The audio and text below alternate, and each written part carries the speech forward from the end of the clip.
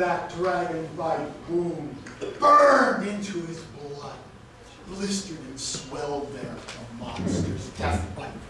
Murderous poison welled within his breast. Baleful serpent gall pushed towards his heart. The proud one wandered slowly by the wall, sat by the barrow stone, lost in life. He looked upon giants' work, how the stone arches, stout with pillar strength, of that old earth hall, entered the cliffside. Then with his hands, that heart-loyal thing, laved with water his beloved blood king. Youth knelt by age, yearning to comfort his battle-weary lord, loosened his helmet. Beowulf spoke then, sick with his wound, mortal slaughter might. He saw clearly that his long life years could linger no more, earth's bright light. All was departing, the number of his days, death immeasurably near. Now I would give to my good son-child my armor and weapons. If only a land heir had been granted to me, to guard my kingdom, the prince of my loins. I have led this people for 50 long winters. No folk king at all, any on this earth, of any neighbor land, would dare come at me with dark battle's rush, goad me with his spears. In this good homeland, I have lived through time fate, looked to my kingdom, sought no treachery, swore no oath lies, warped anger words. For all these things, sick with a life wound, I sing in my heart. The shaper of men cannot shame my going with murder bale of kinsmen at the moment of passing, when life darkens. Leave me to rest here. Go to that gold hoard beneath gray cliff rock, beloved Beowulf, while the worm lies cooling, sleeping by swords, stripped of his treasure. Hurry, my warrior. Help me to see that serpent's gold hoard, shining gold collars, bright wonder gems. Bear them before me to ease my heart pain. Help me to leave this life and people that I long have held. Charged by these words, Beowulf's son-child obeyed his beloved, life-weary kinsman, stepped through the stench of still dragon breath, entered the rockfall of that ancient barrow.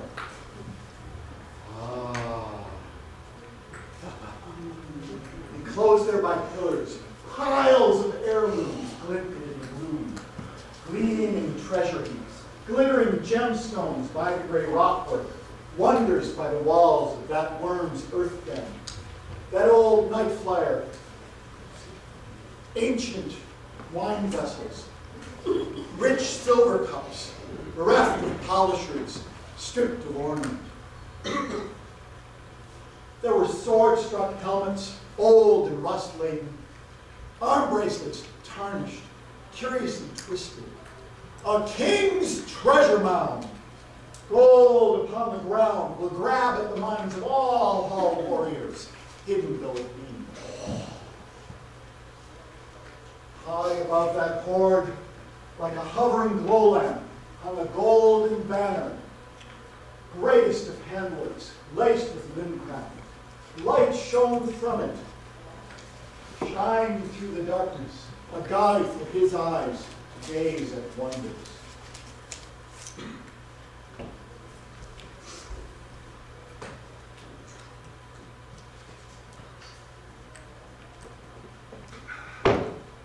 Then, as I heard, that hoard was plundered. Smith wonders gathered by a sorrowing warrior.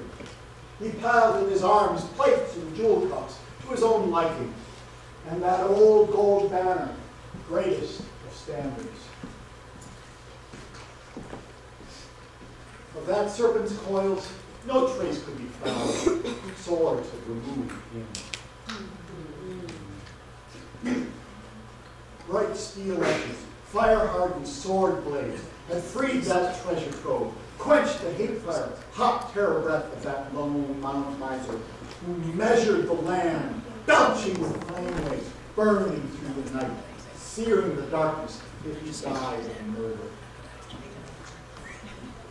Beowulf hurried then, waiting with that bounty, trembling to find if his beloved shield king still breathed lifeblood as he last left him. Lord of the weather gales, waiting for treasure, sick with blood veins, bordered in darkness. Wrapped in those riches, he rushed to his lord, stricken bounty king, seared and wound-weary at the end of life. He laved him again, wakened him with water, till words came pressing, broke through his breast.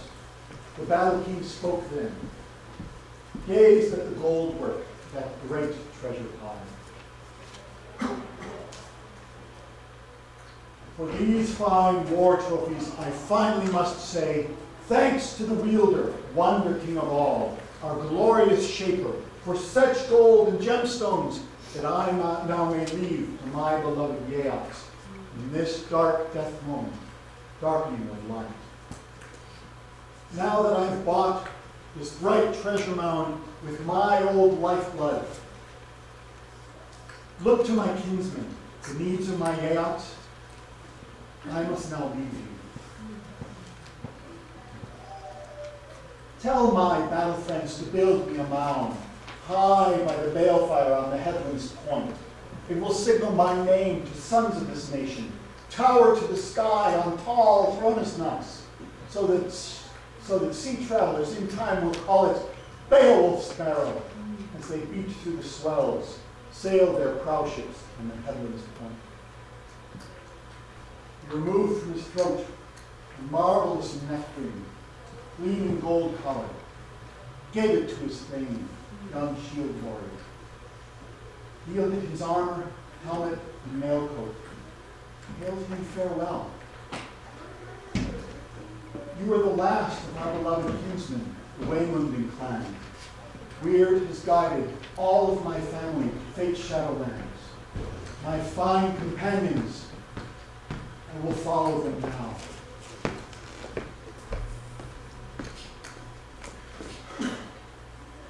Those words were the last of that long-lost piece, his final heart thoughts. For the hot balefire hung back from his breast at last. His soul went seeking safety and praise.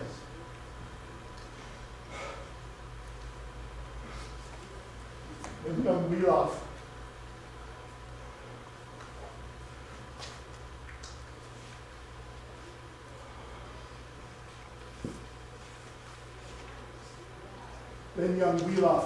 who yearned for his kinsman, wept within his mind as he watched the old one, loved throne warden, lay down his earthly years, moments of his life. That monster sprawled there, uncoiled earth dragon, cut down from flight, ended by sword swings. That old death flyer no longer wielded his wealthy rainforest, but steel blade edges stopped his life fire, hard and battle sharp, smith hammers beating.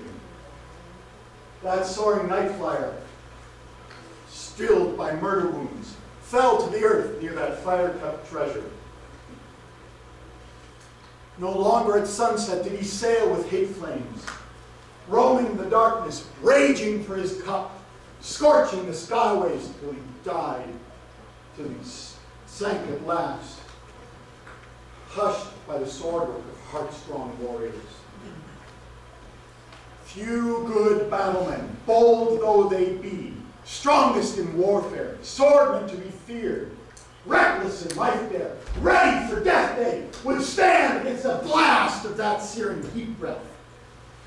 Touch with their hands the tiniest of gemstones, if they found there a waking Malomar coiled in his marrow. Beowulf exchanged this lordly treasure for his life's boundary. King and enemy earned the end there of their lone earth days.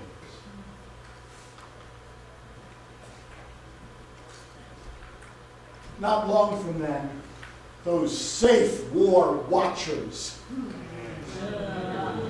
stole from the woods, cowardly trust breakers, 10 sword shirkers who dared not earlier enter with their shields in that hard moment of their man-lord's need.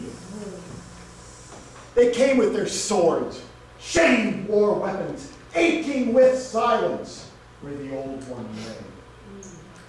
They looked then at Beowulf, who watched hopelessly, one man alone by his lord's shoulder. He bathed him with water. No blood, no breath came to him. No way could he find, no wishful begging to lengthen the life of that loved gift king and change the measure's moment of release. The judgment of God will guide the destiny of every man creature as it should be. Then grim welcome words welled in the heart of that young shieldman for those shameful wretches. Beowulf spoke then, Weohstan's offspring, grief-heavy warrior, glared at unloved ones. That he may say, who would speak the truth, that this good man-lord, who gave you such gifts, rich war trappings, that you wear this moment, by bright ale benches, bettered you with swords, burnished shield boards, burnies and helmets. From lord to Thegns lent you the finest of all steel swords, smith wrought with care. That he then utterly, all of that battle gear, entirely wasted in the time of his need. That loathsome Peregrine could find no cause to boast of his war things, but the broad wielder, world shaper granted that our great man-lord alone with his sword served that monster. Little of life help could I lend him then, give him in battle. But I gathered my courage over my war strength to aid my kinsman. Always the weaker was that old night flyer when I struck him below, slackened fire breath, flamed from his head. Too few warriors crowded around him. Courage was not great. Now shall treasure gifts, the taking of swords, all homeland joys in the halls of your kinsmen, all happiness cease. You will sorrowfully wander, stripped of land rights, beloved homesteads, alone in your exile, when other battle things learn of your failure, your flight to the woods dragging your life shields. Death will be better for each one of you than a wasted life.